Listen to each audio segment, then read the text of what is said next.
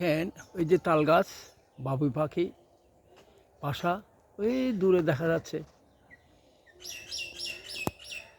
এদিকে পাখির ডাক।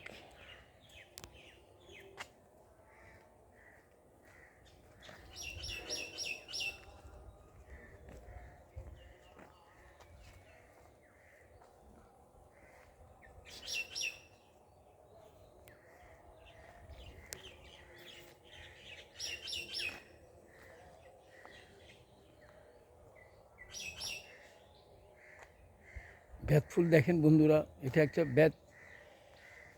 শাশ্বত বাংলার সাধারণত বিলের ধারে এই বেত ফুলগুলো ফুটে আষাঢ় মাসের পরে শেষের দিকে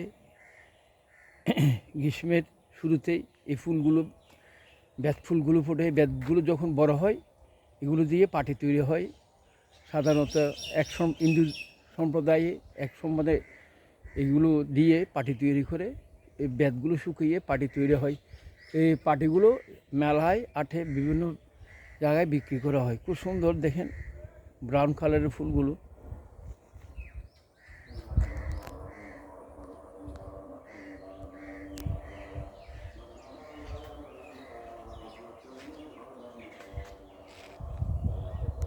ধন্যবাদ।